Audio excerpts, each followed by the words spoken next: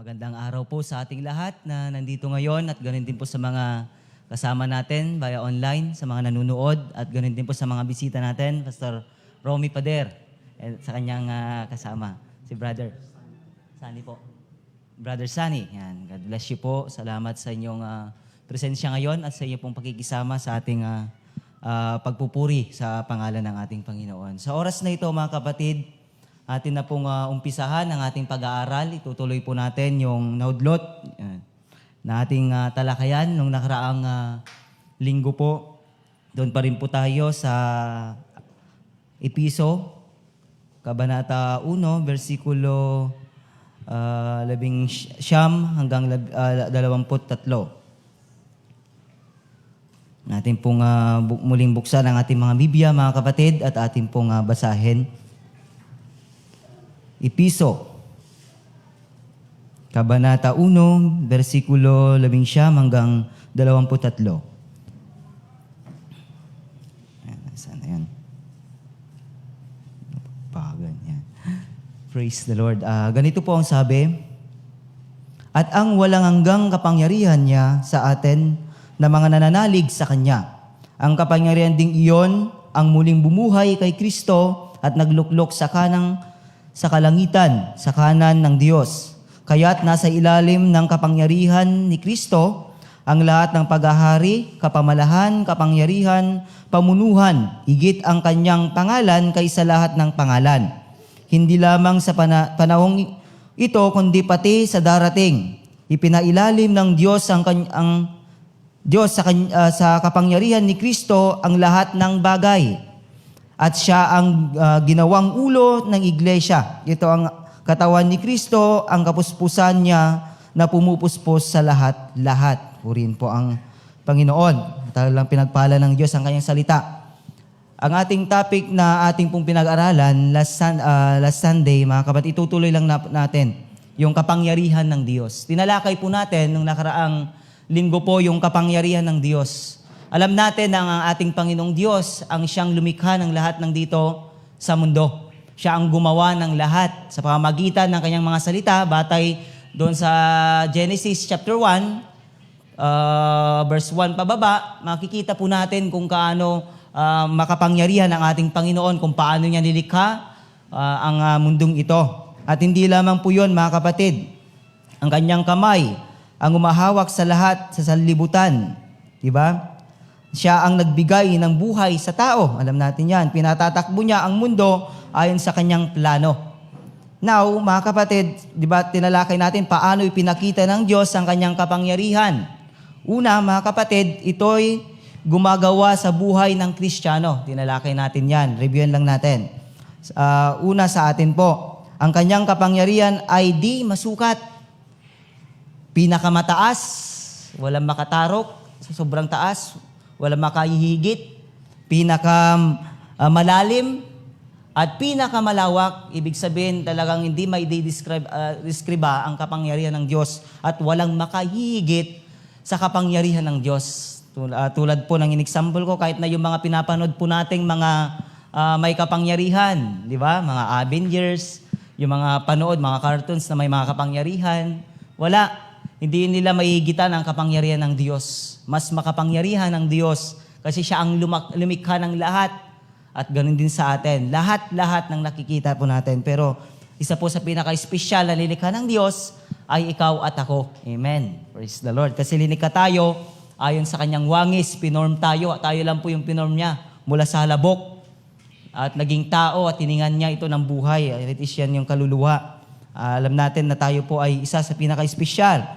At talagang makapangyarihan siya. Ang kanyang kapangyarihan ay gumagawa sa ating buhay. Amen.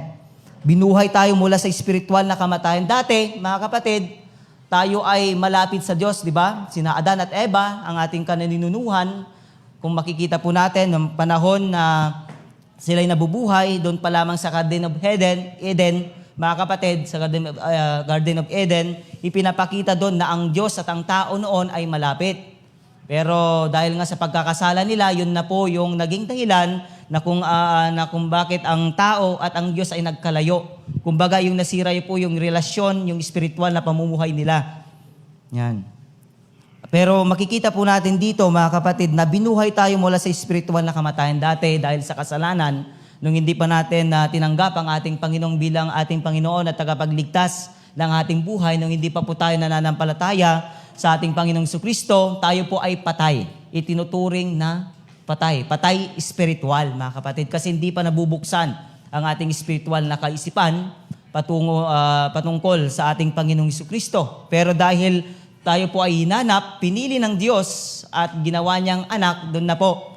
Nung nagkaroon na tayo ng personal na relasyon sa Diyos, nung tayo po ay nananampalataya na sa Diyos, ibig sabihin, nabuksan na ang ating kaisipan at muling nabuhay ang ating spiritual na buhay. At yun na po, nagkaroon na po tayo ng pagkaunawa at pagkakilala sa Diyos. Pag-acknowledge sa Diyos na siya ang makapangyarihan, siya ang Diyos na nagliligtas, siya ang Diyos na nagpapatawad, siya ang Diyos na nagmamahal, mabagin, na nakilala natin siya sa pamamagitan ng ating pong personal na relasyon at pananampalataya.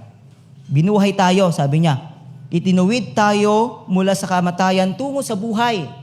Alam niyo ba na ang patutunguhan natin dati, mga kapatid, ay tiyak talaga. Kamatayang spiritual, kamatayang physical, na kung saan ang tao sigurado napupunta siya sa walang hanggang pagdurusa. Mga kapatid, yan ang katotohanan. Pero itinuwid tayo doon, itinawid tayo mula doon sa kaparusahan, sa kamatayang iyon, tungo sa buhay at buhay na walang hanggan. Ganyan kadakilang ating Panginoon. Ganyan si Kristo sa atin. Then, ano pa? Sabi niya dito, ang kanyang kapangyarihan ay nagbago sa ating buhay. Alam natin yan, mga kapatid. Di ba? Dating buhay, pinalitan ng bagong buhay. And 2 Corinthians 5:17. Na nung ikaw ay nakipag-isa kay Kristo, isa ka ng bagong nilalang, wala na ang dati mong pagkatao, ikaw ay bago na. Ibig sabihin, mga kapatid, tinalikuran mo na ang kasamahan. Yun lang po yung pan. Tinalikuran mo na yung kasamahan at nandun ka na, namumuhay ka na sa katwiran. Hindi mo na gustong gawin yung mga ginagawa mo dati. Dati tayo po ay makasalanan at talagang alam natin yung mga ginagawa natin dati. Siguro, iba sa atin, lulong sa bisyo. Diba? Iba sa atin, dating marites. Iba sa atin, sugador. Iba sa atin, lagi nakikipag-away. Yung klase ng buhay sa mundong ito, ganun tayo dati. Gustong-gusto natin gumawa ng kasamaan, kasalanan. At kung gumagawa tayo ng mga kasalanan, para bagang wala tayong pakialam. Hindi tayo nakokonsensya. Andun pa rin, na gusto pa rin natin gawin ang mga bagay. Pero nung tayo po ay binago ng Panginoon, iba po yon. Nung tinanggap mo siya, nagkaroon ka ng personal na relasyon sa Diyos, ibig sabihin, tinalikuran mo na ang iyong kasamahan at gusto mo nang mamuhay ng matuwid sa harapan ng Diyos. Gusto mo nang laging naitataas ang Diyos, kaya ayaw mo nang gumawa ng mga masasama. Gusto mo nang gumawa ng mabuti na nakalulugod sa paningin ng Diyos. Yung dating nakikipag-chismis ka, nakikipag-away,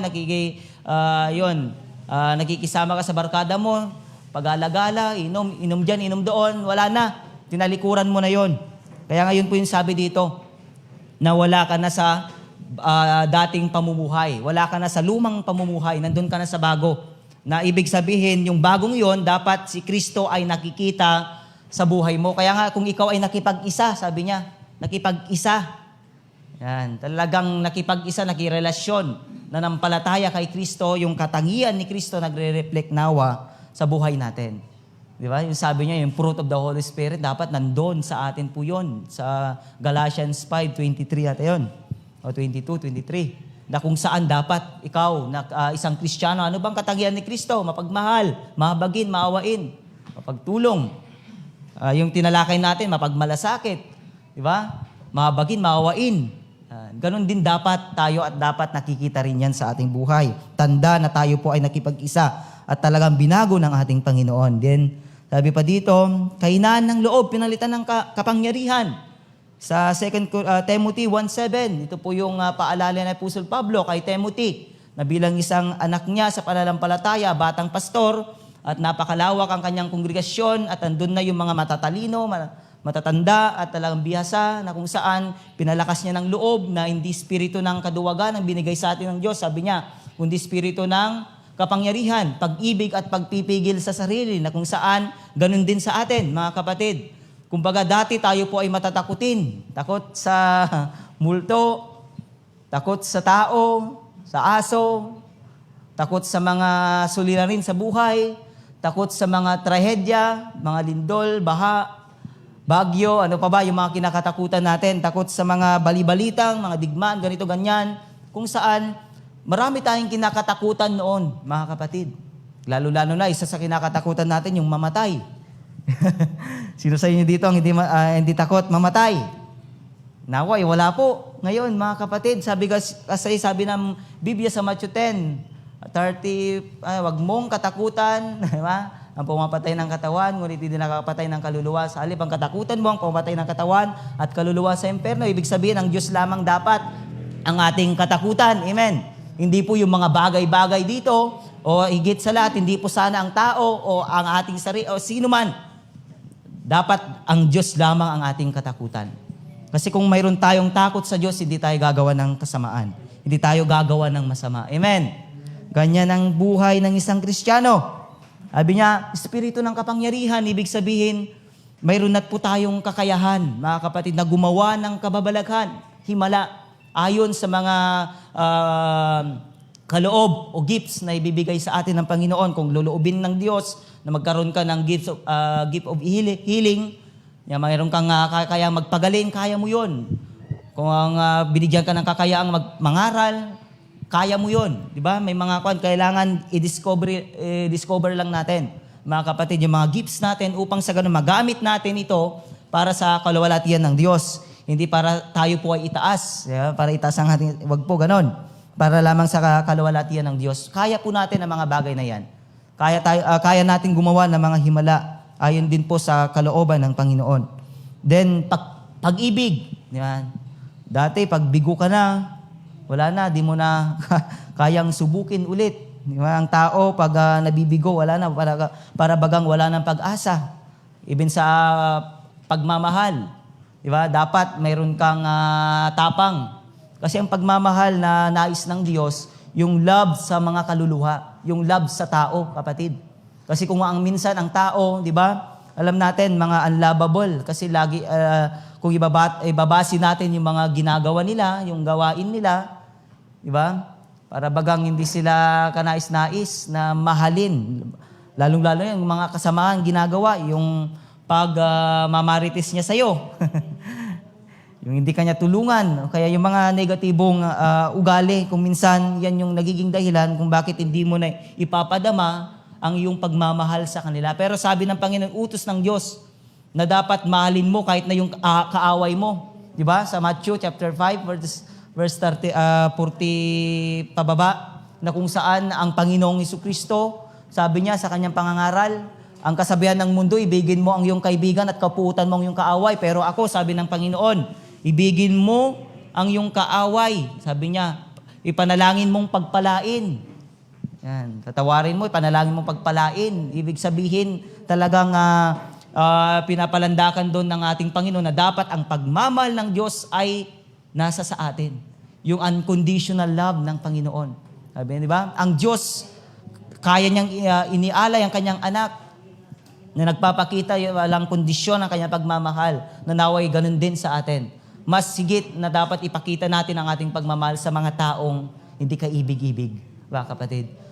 Sa mga taong nangangailangan sa ating Panginoon. Sabi ko nga noon, kahit na sino man yung mga kaharap natin, kahit ng pinaka-pangulo, mga gobernador, general, yung mga matataas na tao, kung nasa iyo ang pagmamahal ni Kristo, nasa iyo ang mabuting balita, hindi ka matatakot, hindi ka mangangamba. Yan, na ipangaral sa kanila ang mabuting balita. Amen. Ganyan ang Kristiyano. Kung love mo ang soul nila, dapat willing ka. Mayroon kang passion at willingness sa puso mo na gamitin ka ng Panginoon upang ipangaral. Para sa ganon, yun po yung yung love na tinutukoy ng Panginoon para maipakita mo ang iyong pagmamahal sa taong yon, mga kapatid. Pangaralan mo at sabihin mo ang mabuting balita. Then, sabi pa, pangalawa na tinalakay natin, review lang po ito Pangalawa, ito'y bumuhay kay Kristo. Ayon din po sa ating teksto, makikita natin dito na talagang idineklara at itinestemony, binahagi ni Apostle Pablo sa mga taga-Pilipos ang kanya na tunghayan at nasaksihan at ang kanyang pinapangaral na si Kristo ay buhay, mga kapatid, hindi siya patay. Kaya nga, dito sa 20a, sabi niya dito, di ba, ang muling bumuhay kay Kristo, ang muling bumuhay sa pamamagitan ng kapangyarihan ng Diyos, muling bumuhay. Ang Panginoong Kristo natin, ang ating Panginoong Jesucristo ay buhay. Hindi siya patay, hindi siya nanatiling patay. Buhay ang ating Diyos. Kaya nga, sabi dito, ang kapangyarihan ng Diyos ang bumuhay kay Kristo. Amen. Even Gawa 2:24, makikita natin doon. Upang, sabi niya dito, patunayan na mayroong buhay pagkatapos ng kamatayan. Yan. Upang patunayan. Kasi nga, may mga kuro-kuro, may mga, nung mga panahon po ng ating Panginoon Jesucristo, mayroon pong sekta na hindi po naniniwala na pag namatay ang tao, doon na, nagtapos na doon, nanatiling patay. Yung mga eskreba, na kung saan ang paniniwala nila, hindi na muling bubuhayin ang mga patay pa. Pero dito, makikita natin na si Kristo po ang isang patunay. At hindi lamang yon, even ang kanyang kaibigan na si Lazaro, di ba? Kapatid ni Mary at ni Marta. Na kung saan doon pa lamang ipinakita ni Kristo sa ika-4 na araw niya binisita at pinuhay. Upang sa ganun yung kuro-kuro ng mga siktang ito, yung paniniwala ng siktang ito ay mapalitan na ang mga namatay ay mabubuhay muli. At doon nga, makita natin na talagang pinatunayan ng ating Panginoon Jesucristo sa pamamagitan ng kanyang kaibigan. Saksi ng kanyang mga disipulo at mga tao doon, even Marta and Maria, and then yung mga nakapalibot. Siguro hindi lamang 10, 20 ang mga nakasaksi sa muling pagkabuhay ni Lazaro. Ibig sabihin talagang may buhay after death, mga kapatid. At pinatunayan din yan ng ating Panginoong Jesucristo. Saksi ang mga alagad niya, mga kapatid, di ba? Saksi po ang kanyang mga alagad. At hindi lamang po yung 11 na disipulo niya, and even Maria Magdalene. Di ba? Mayroon pa, iba. Lalong-lalo nung nag-ascend siya sa langit, mga kapatid, napakarami ang nakakita, nakatunghay. At yun po, upang patunayan na mayroong buhay pagkatapos ng kamatayan. Ang mga alagad ay saksi sa pagkabuhay muli ni Kristo. Ang mga alagad at iba pa ay saksi sa pagkabuhay muli ni Lazaro. Then pangalawa, upang ipakita na sa Jesus ang unang bunga ng pagkabuhay muli, mga kapatid. Kung patay ang ating pinaglilingkuran, wala, useless po ang ating ginagawa, di ba? Useless po itong ginagawa po natin kasi patay naman ang Diyos natin, parang ganon. Pero dahil nga si Kristo ay buhay, may pag-asa ang bawat isa. Ikaw at ako, pag tayo po ay namatay, muli tayong bubuhayin ng Panginoon. At hindi lamang yun, bubuhayin tayong kapiling niya at kasama niya doon sa inihanda niyang kalangitan, sa ating tirahan. Then, sabi niya dito, siya ay nabuhay muli at hindi muling mamamatay. Amen. Hindi na siya muling mamamatay, kapatid. Siya ay natiling buhay hanggang ngayon upang maisakatuparan ang pagpapawalang sala sa Kristiyano. Alam niyo ba ng kamatayan ng ating Panginoon, yun po yung pagpapawalang sala sa atin, sa mga nananalig at muli niyang pagkabuhay. According sa dito pa sa Roma 4:25, tingnan natin. Roma 4:25.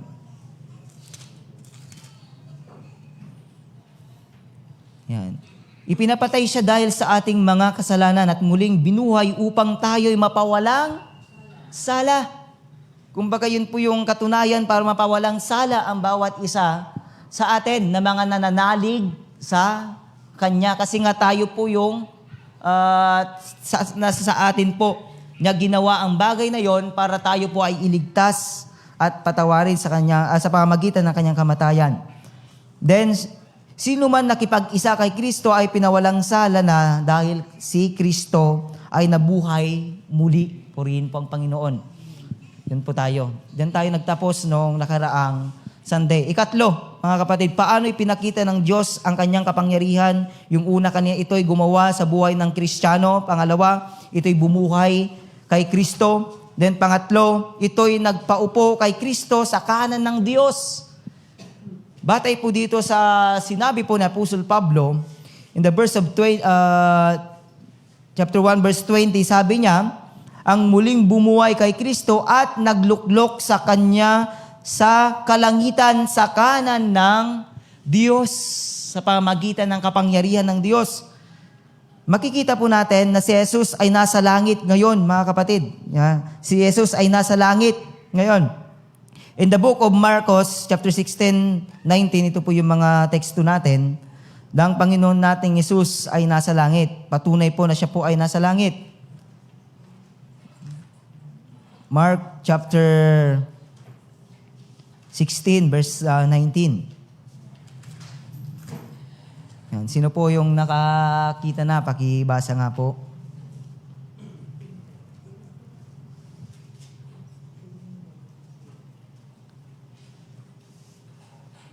Pagkatapos niyang magsalita sa kanila, ang Panginoong Hesus ay iniakyat sa langit at umupo sa kanan ng Diyos. Amen. Praise the Lord. Diba? Napakaliwa, pagkatapos magsalita sa kanila, ang Panginoong Hesus ay iniakyat sa langit at lumuklok sa kanan ng Diyos.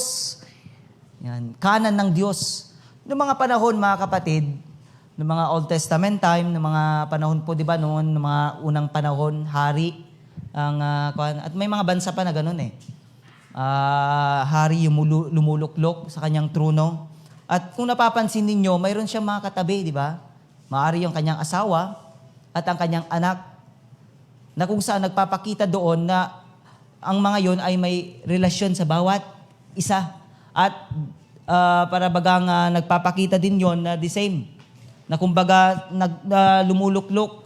Ibig sabihin, kabilang sila sa hari, di ba? Kabilang sila sa tinatawag na Panginoon kasi tinatawag din nila yung mga hari nila ng Panginoon, di ba? Kumbaga, deklarasyon o pagkakilala na sila ay mga Panginoon nila. At ganoon din po sa ating Panginoong Diyos, na kung saan ipinapakita dito ng Diyos Ama at ang ating Panginoong Kristo the same. Di ba? Dinatawag natin Panginoon at yan po yung isang katangian nila na kumbaga dinideklara natin, ina-acknowledge na kinikilala natin na Panginoon ang ating Panginoong Diyos tulad ng kanyang Ama, kapatid. Kaya siya po ay nasa kanan niya. The same. Diba? Na kung saan nakaluklok sa kanan ng kanyang Ama.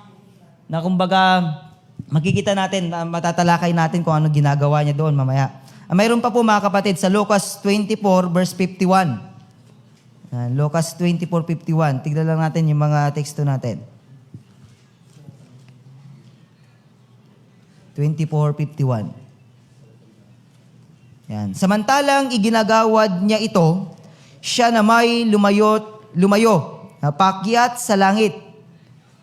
Siya ay sinamba nila, 24:51.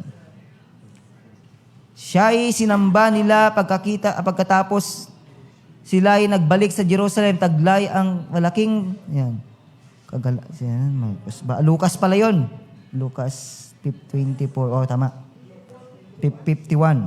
Yan. Samantalang iginagawid niya ito, siya ay na may lumayo, paakyat sa langit. Di ba? Pinapakita dito na ang ating Panginoon nasa langit. Ang kanyang tirahan ay nasa langit, mga kapatid. Then, Gawa 1:11. Gawa 1 verse 11. Yan. Mga taga Galilea, sabi nila, bakit kayo narito't nakatingala sa langit? Itong si Jesus na umakyat sa langit ay magbabalik tulad na nakita ninyong pag-akyat niya. Siya, di ba, sabi niya dito, si Jesus na umakyat sa langit. Yan. Si Jesus ay nasa langit, mga kapatid. Langit ang kanyang tahanan o tirahan. Yan, ang kalangitan ng kanyang tirahan, mga kapatid. Hindi lamang po yun. Yan, kanyang presensya ay nadarama kahit saan. Alam natin, mga kapatid, na kahit na nasa langit ang ating Panginoon Jesucristo, di ba, nandun po siya sa kalangitan, pero ang kanyang presensya, the same na nararamdaman at na pipil ng bawat isa.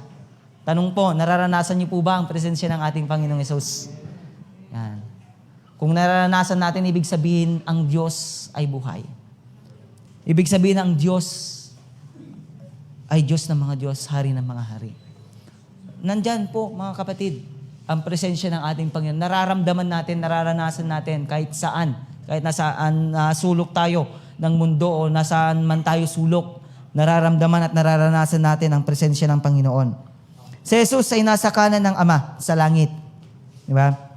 Sabi niya dito, sa ating teksto, balikan natin ulit. Yan. Si Kristo at nagluklok sa Kanya sa kalangitan, sa kanan ng Diyos. Siya'y nakaupo.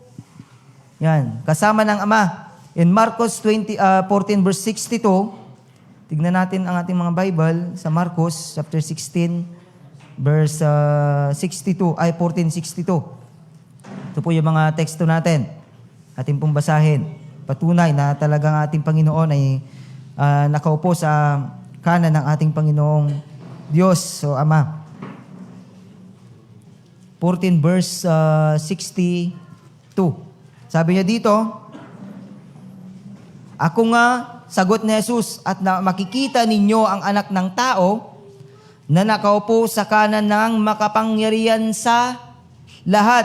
At makikita ninyong siya'y dumarating nasa alapaap ng langit. Yung pagbabalik niya. Diba? Siya ay, diba, na nakaupo sa kanan ng makapangyarihan sa lahat. Hallelujah. Hindi lamang po yun. In Lucas 22:69. Yan. Lucas 62:69. Yan, mga patunay na mga bersikulo. 22:69. Nakita na ninyo? Yan. Ngunit mula ngayon, ang anak ng tao ay uupo, sabi niya, sa kanan ng makapangyarihang Diyos.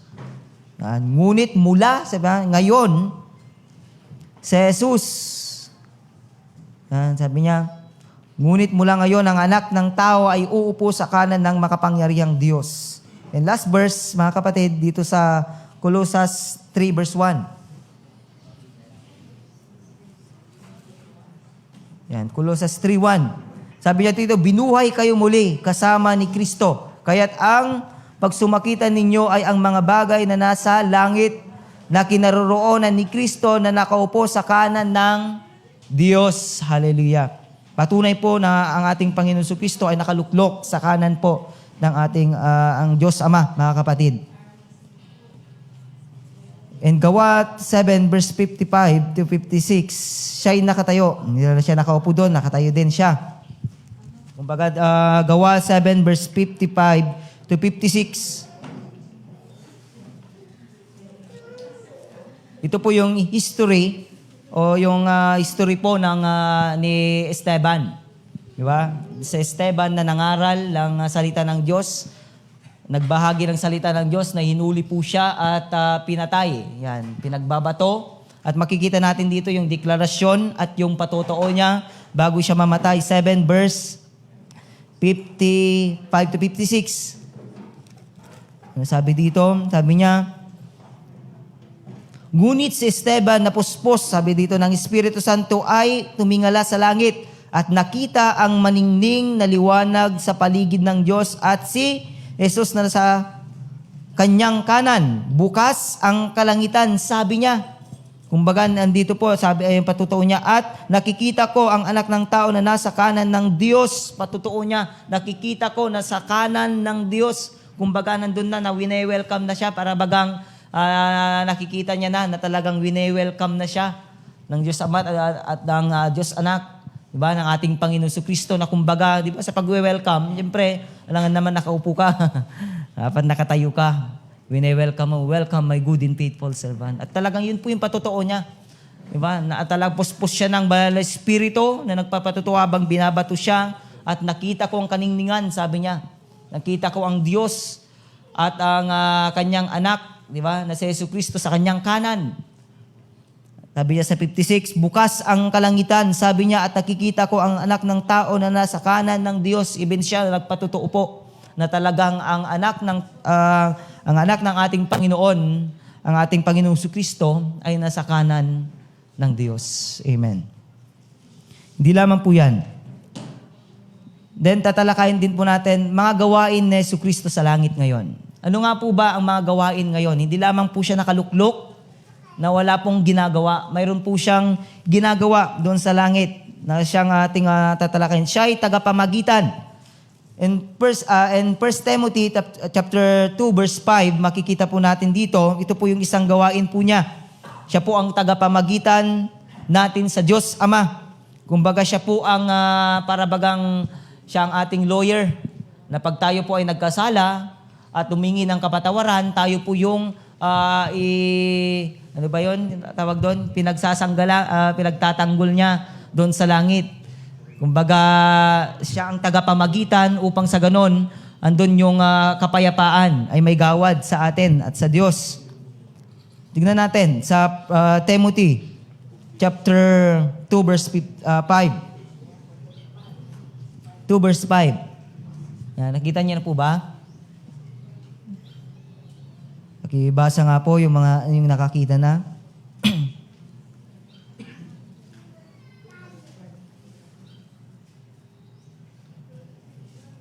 Yan.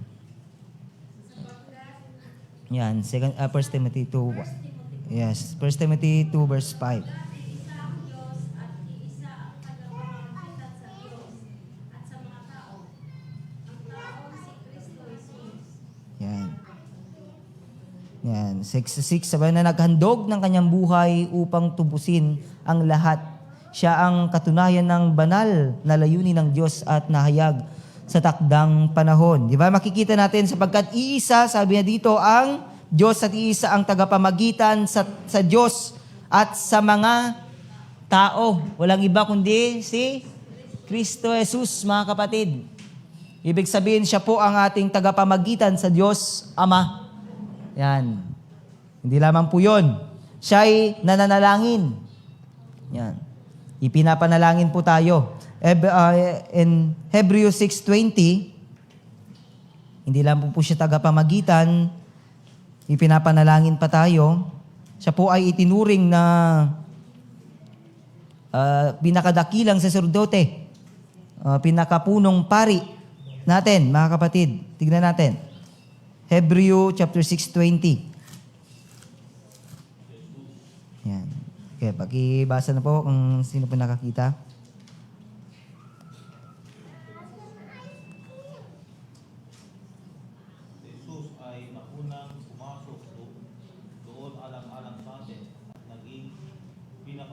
pari, magpakailanman, ayon sa pagkapari ni Melchizedek, yan. Ayon sa pagkapari. Ano ba ang gawain noon, mga kapatid? In the Old Testament time, ano ba ang gawain ng pinakapunong saserdote? Di ba siya ang nananalangin sa mga Israelita, lalong-lalo na yung mga nagkakasala, yung mga may kasalanan at di ba noon ay talagang pahirapan. Kasi nga, nung mga panahon po sa Old Testament, kailangan mayroon ka pang alay. Yan, na ihahandog mo. At ang pinakapunong saserdote, ang gawain po niya, siya po ang pumupunta doon sa Holy of Holies upang katagpuin ang Diyos at upang ang kanyang isang layunin doon, kung bakit nandun siya, ay upang ipanalangin ang Israelita. Ang mga Israelita ang nagkakasala o mga nagkakagawa ng kasalanan sa Diyos. At ganoon din po, ibinatay, inalintulad din po ang ating Panginoong Hesukristo sa mga pari noon, mga kapatid, sa mga punong mga saserdote. Sabi nga dito kay Melchizedek na pinakapunong saserdote noon, Old Testament time, na kung saan siya rin po ay nananalangin, kumbaga ipinapanalangin niya tayo, lalo-lalo na tayo po na mga Kristiyano, tayo po na mga lingkod ng Diyos, na wag tayong, di ba, gumawa ng bagay na hindi po kanais-nais. At kumbaga, ipinapanalangin tayo na makapamuhay tayo ng kanais-nais, banal, kalugod-lugod at kaaya-aya sa Diyos. Kumbaga, tayo po yung isa sa mga ipinapanalangin ng Panginoong Diyos. Kung tayo po ay nananalangin, masigit ang ating Panginoon. Kasi nais ng ating Panginoon na magpatuloy tayo sa ating paglilingkod. Nais niya, mga kapatid, na huwag tayong mawalay sa Diyos. Amen. Huwag tayong mawalay sa Kanya. Kaya nga, lagi niya tayong isinasangguni sa Ama. At lalong-lalo pag tayo po ay nagkasala, iniingan niya tayo ng kapatawaran. Amen. Then siya po ay tagapagtanggol natin. 1 John 2 verse 1 and 2. Sabi pa niya dito, 1 John 2, 1 and 2.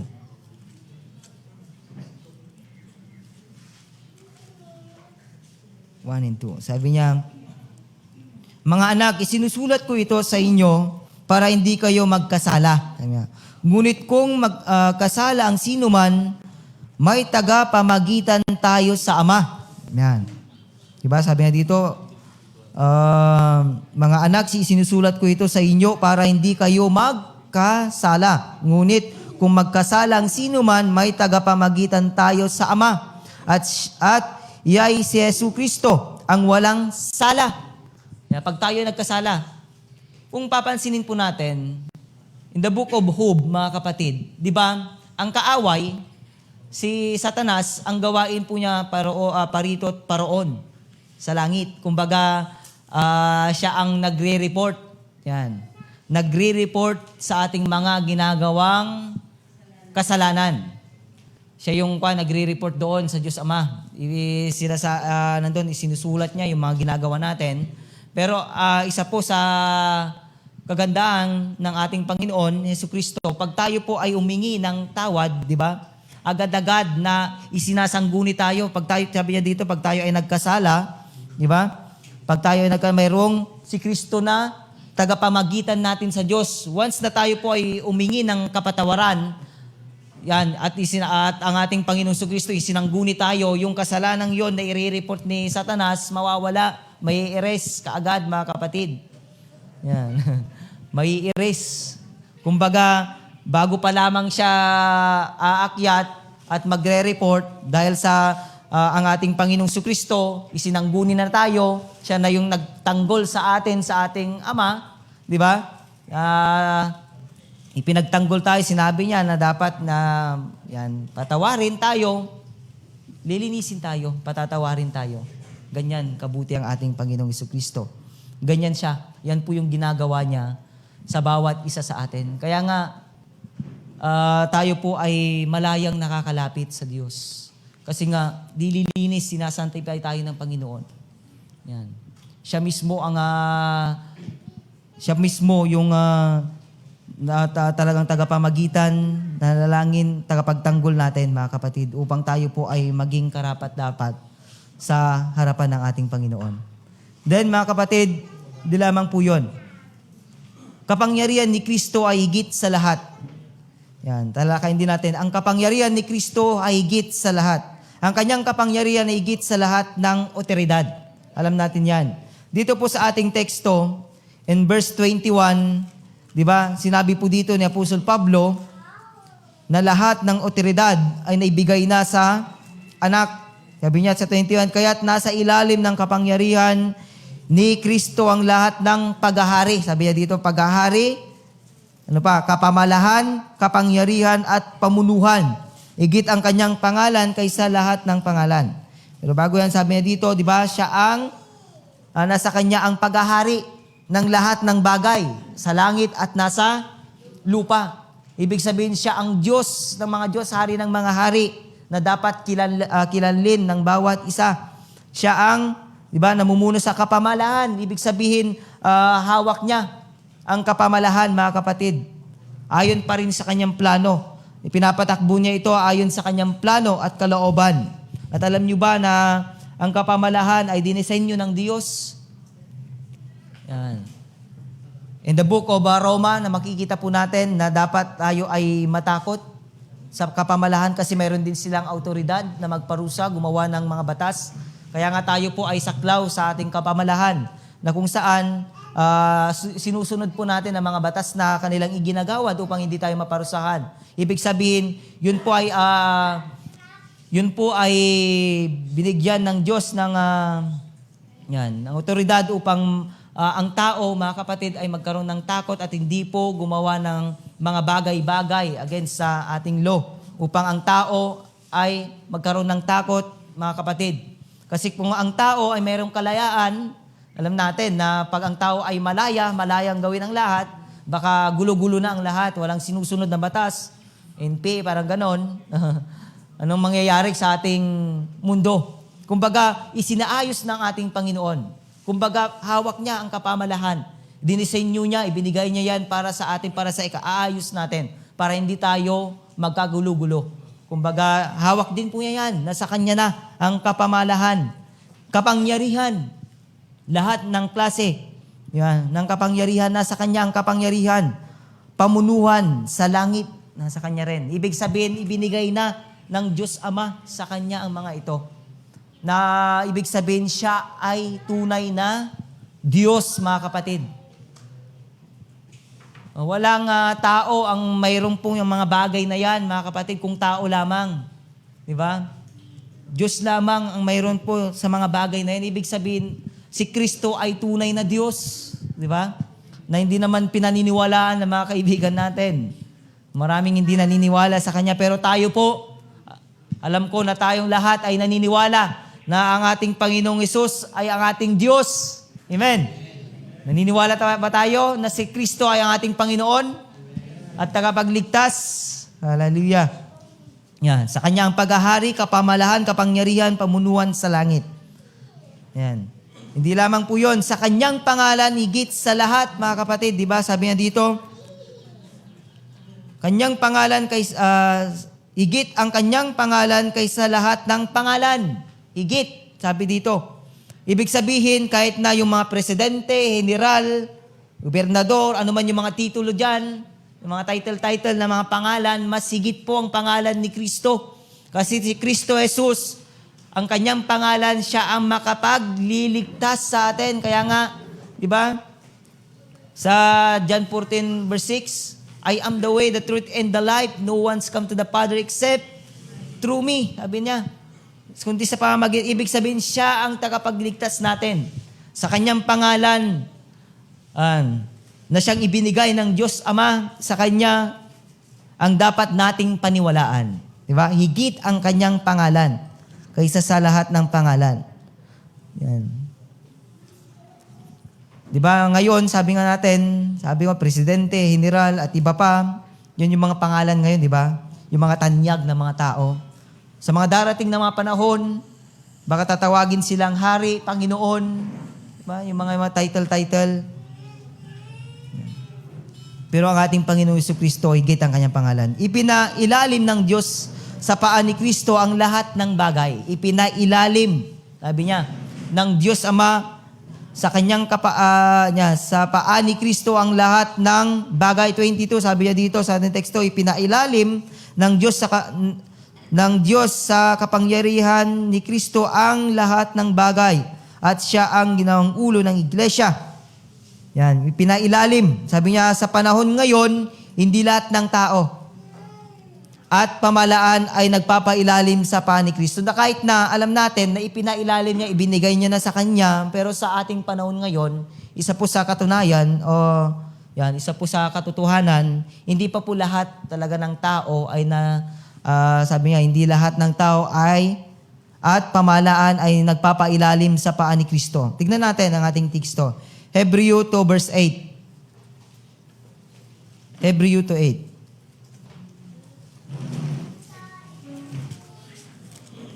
Hebreo 2 verse 8. Sabi niya dito, yan. At ipinailalim mo sa kanyang kapangyarihan ang lahat ng bagay. Nang ipailalim ng Diyos ang lahat ng bagay sa kapangyarihan ng tao, walang bagay na di pinailalim sa Kanya. Sa kasalukuyan, hindi pa natin nakikitang napapailalim sa Kanyang kapangyarihan ang lahat ng bagay kasi nga hindi pa siya dumarating. Ang ating inaasahan, mga kapatid, ang ating blessed hope na kung saan ang ating pong inaasahan na once ng ating Panginoon ay bumalik muli dito sa lupa, yun na po ang patunay, mga kapatid, na ang lahat ng bagay na ay maniniklohod sa Kanya. Ang lahat ng tao ay sasamba sa Kanya. Yan, last na. That's 10 minutes na daw. Yan.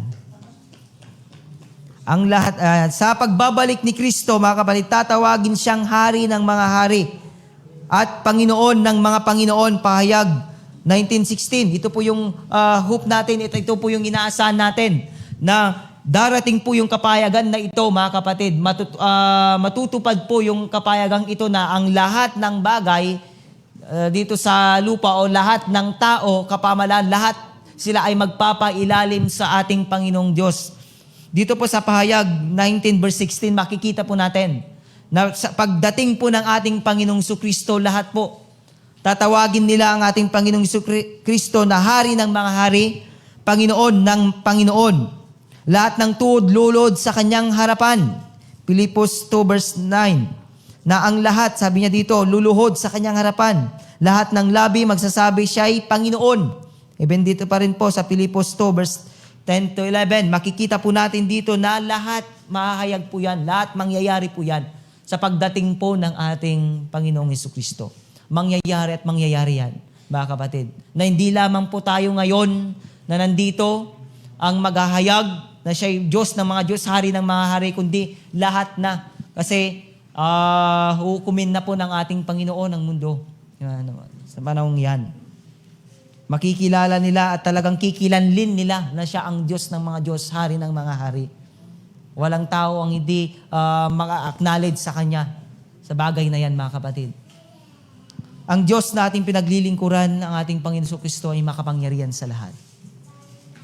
Makapangyarihan sa lahat, mga kapatid. Walang mas hihigit sa Kanya.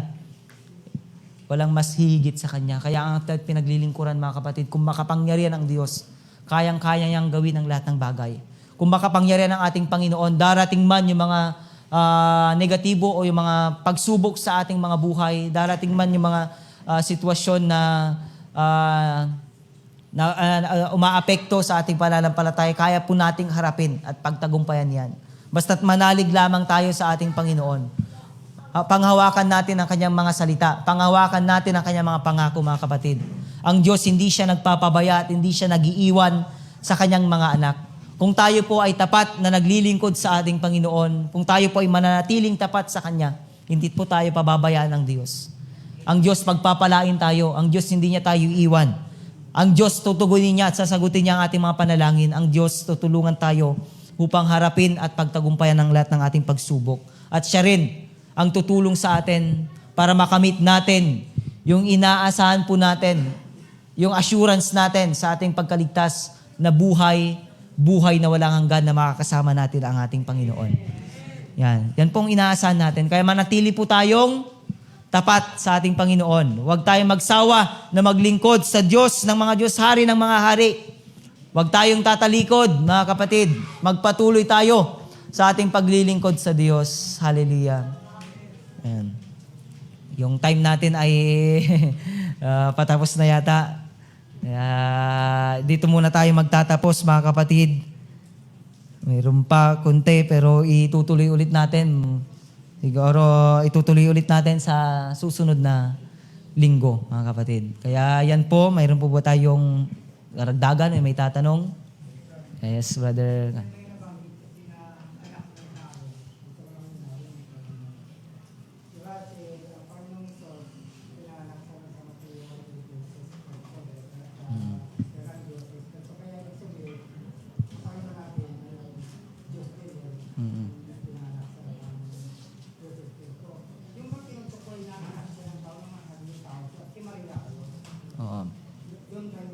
Oo. Opo, yung tinutukoy doon, kumbaga acknowledgement lamang yon kasi nga nagkatawang tao po siya. Kumbaga yun po yung parang isang title po niya nung siya po ay nabubuhay. 'Di ba? Anak ng tao. Kasi nga kinasangkapan niya ang katawang tao upang may sakatuparan po yung kanyang layunin. Hindi naman po niya tayo maililigtas kung espiritu po siya. Hindi naman siya maipapako sa krus kung nag-anyo siyang espiritu kasi wala namang pong laman. Kumbaga, yun lamang po ay title na talagang, kumbaga, nagpapatunay ng ating Panginoong Jesucristo ay nagkatawang tao pero siya po ay Diyos. Kasi nga, sabi ko nga kanina, hindi niya po isa sa katuparan ng kanyang layunin kung siya po ay espiritu. Kumbaga, acknowledgement lamang po yun ni Apostol Pablo. Pagkakilala lamang po na siya po ay nagkatawang tao, pero siya po ay Diyos. Pastor. Yung First Timothy, ginamit ni Apostol Pablo yung anak ng tao. Because he is pinpointing to Timothy yung rule ni Jesus Christ as a mediator. Okay, and being a mediator ay most perfect si Jesus Christ because he is a perfect man at the same time perfect God. Kaya sabi niyo doon, isang ating Diyos at ang tagapamagitan ang tao si Jesus Cristo. Sinabi niyo doon. Why? Because he's speaking about mediatorship. Sino bang mag-mediate sa Diyos at sa katao? It is man. Okay? So, ang pa natin doon, kaya ginamit yung word na anak ng tao to inculcate the ministry, the intercessory or mediatorship of Jesus Christ. Yun po yun. Kaya ngayon ang purpose na nagkatawang tao ang Panginoon to mediate for us. Kaya yun ang ginamit ng Apostol Pablo. But bear in mind that even in other verses, like in Titus, yung personal epistle niya, ay ginamit niya yung doon na ang dakilang Diyos at tagapagligtas na si Jesus Cristo. So, doon din ginamit niya rin. Kasi ang topic niya doon is regarding the Lordship, the second coming of the Lord. And that He is the great God naman. So, ang tingnan po natin sa pag-aaral natin ng Biblia, tingnan natin yung ano ba yung purpose nung lagi natin sinasabi yung tanungin mo yung 5 tanong. Kung nagbabasa ka ng Bible, tanungin mo yung 5 tanong. What, when, where, why, who, and how. Kaya, to answer the why, kasi yun po, very reason, intercessory.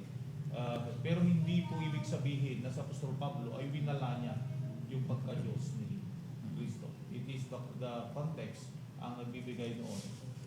Pati sa Kristo si Lucas, kasi si Lucas sabi niya, doon nila kinukuha, nasabi nila si Kristo ay tao lamang. Yun kinukuha ng mga kaibigan natin because they are pertaining doon sa Luke. Kasi naman si Luke, ang kanyang presentation kay Jesus Christ as a son of man. Kaya nagamit din yung anak ng tao. Kasi ang presentasyon ni Luke ay anak ng tao. Pero ang presentation niya ay anak ng Diyos. Kaya makikita natin yung variation. Na parang bang, ay nagkukontra ko na hindi. Depende doon sa presentation at depende sa konteksto ng pagkasulat. Yun po yun. Kaya nga po marami nag-aaway-away dahil po sa isang salita na ibang ibig sabihin nung sinabi, tapos iba rin yung pagkaintindi. So, tingnan natin yung binabasa natin. That's why we need to study the Bible.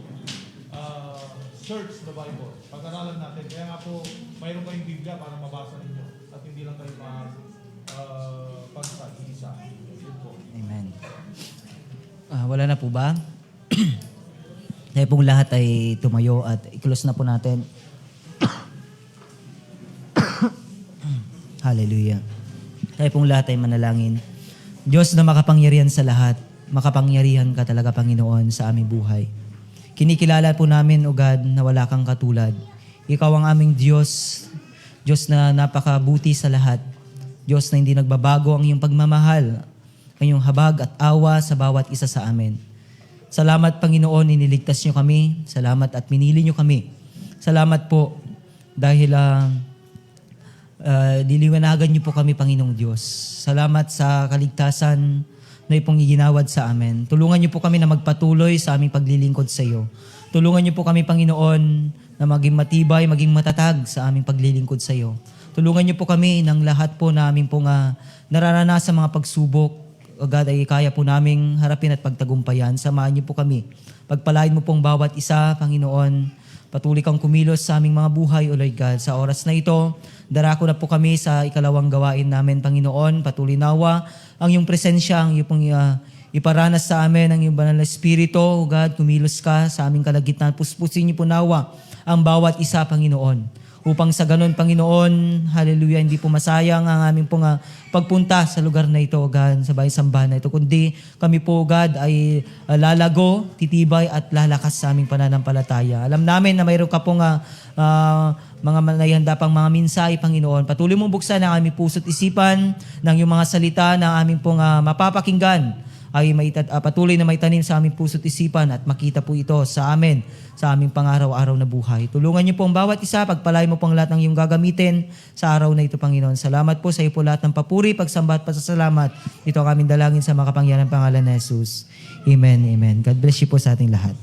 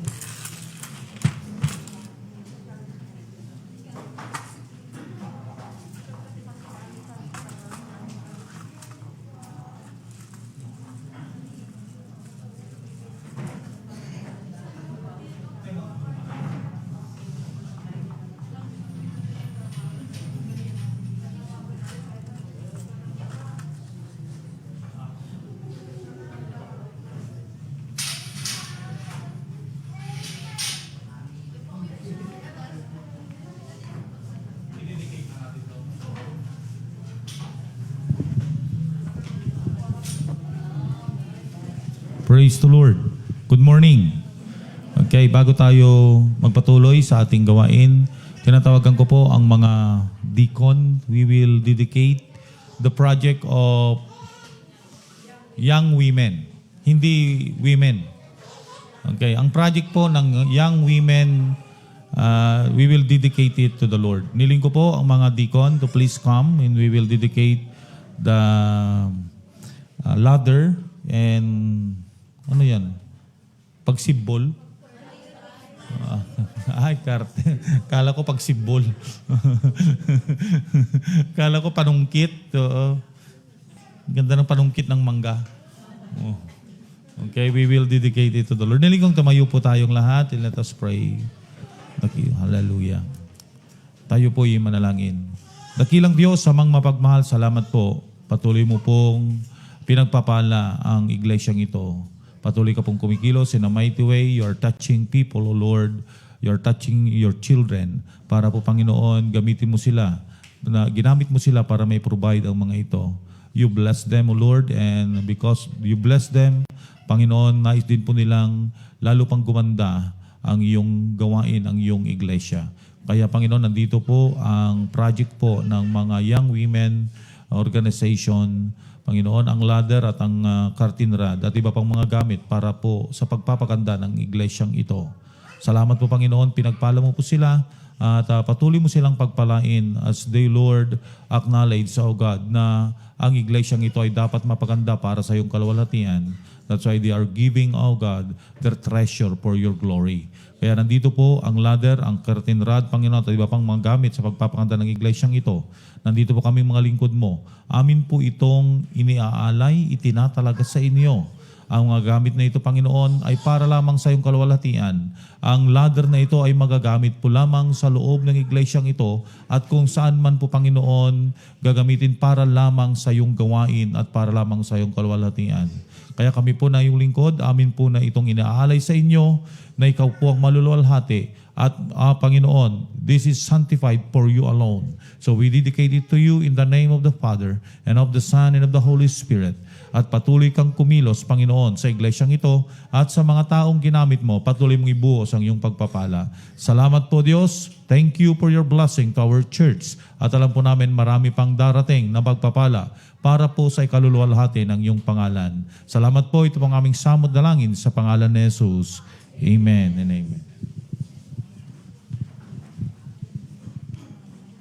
Anika.